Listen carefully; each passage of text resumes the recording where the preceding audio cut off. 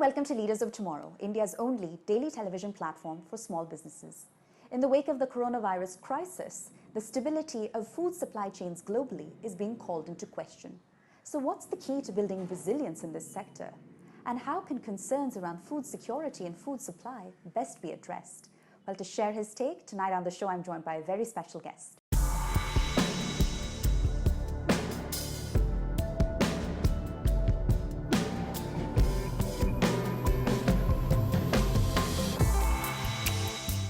Sir, thank you so much for joining us.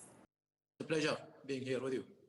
So to kick off the conversation, if I could ask you, what do you believe are the most formidable challenges facing the food supply chain domestically within Dubai, but also around the world?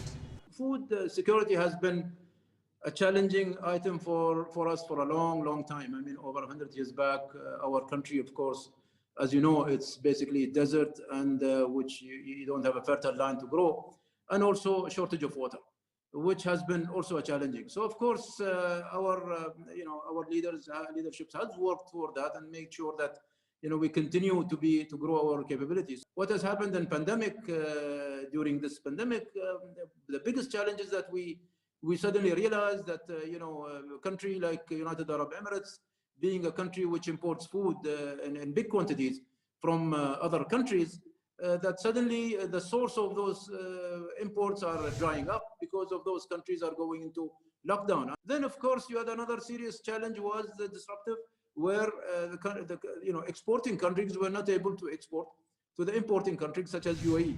And of course, we as well had a challenge as well in terms of data. How you can really build a data that can make sure that you knew exactly what was available and what was not available. And this was something that we need to also work upon. The leadership has given us a clear direction that there should be enough food for 6 months. So then we're able to feed our citizens and populations who are living here and residents who are living here. But then we were able to overcome that by the capabilities that we had in Dubai and United Arab Emirates, from all aspects that we did deal with it in a right way and in a way that it has actually had a minimum impact in that sense. Well, you've outlined so many of the factors disrupting the food supply chain globally in great detail.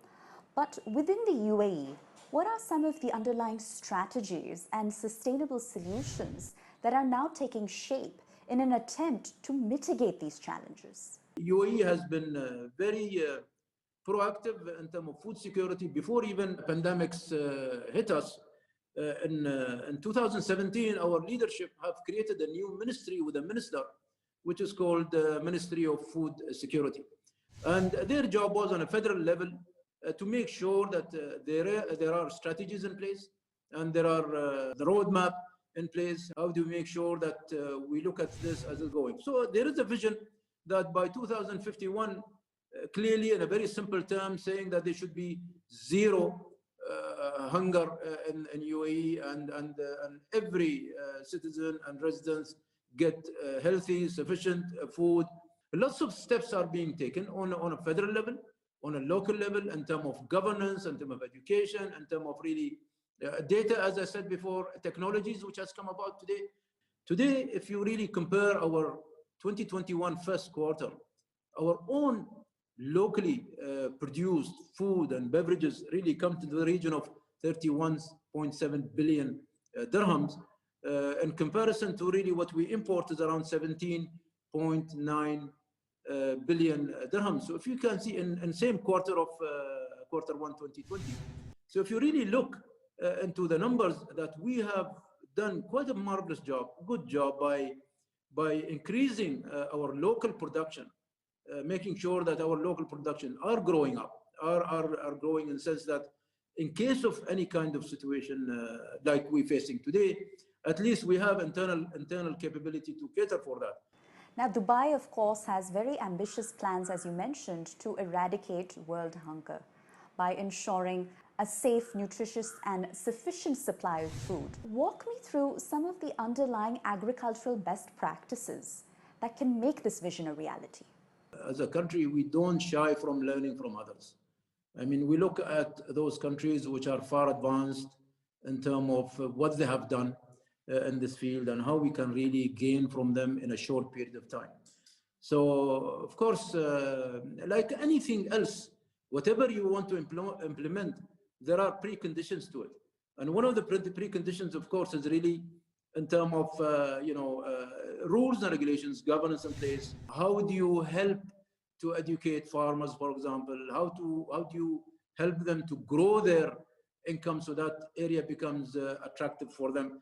We are building a data on a country base and on Dubai base as well. I mean, I have seen during our meetings on food security that we have a fantastic platforms in terms of data that we have developed, which is amazing. It can give you almost online immediately what is happening during you through your food sector, because we were told by our leadership that we need to look at and make sure that we had enough food available, and by looking at the data that we had, we were quite comfortable that we had actually 6 months of food supply available, and there was no need for any kind of panic. Walk me through some of the latest trends in agri-tech that are now taking center stage in Dubai as it looks to essentially alleviate so much of the disruption in the global food supply chain.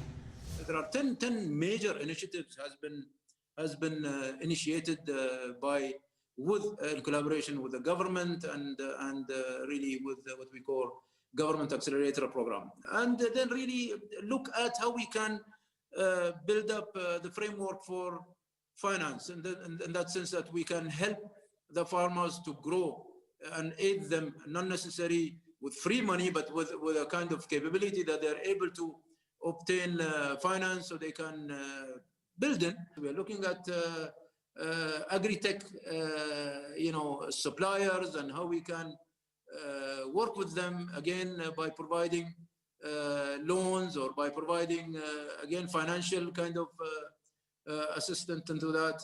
And also we are looking at not necessarily only from the agriculture perspective, but we're looking at from what we call the animal feed, the animal itself, and then in terms of meats, poultry, in terms of chicken, and we are looking at fish, and there are now, as we talk, there are new technologies are coming through in this area. These are all these initiatives that we are looking at it to cope with this as we go forward.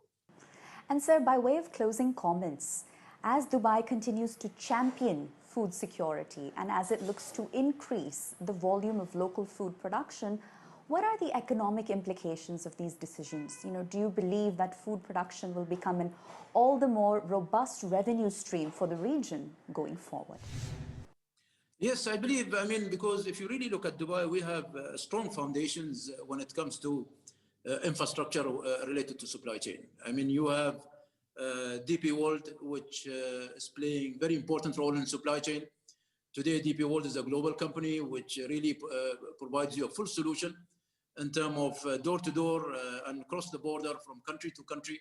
And especially during the last pandemic, or during this pandemic, DP World did come and work with other entities to make sure that foods were coming across the borders, even though there were countries were locked down. Inside Dubai itself, you had the infrastructure when it had the free zones that we accommodated more than 300 plus companies who are really building into food.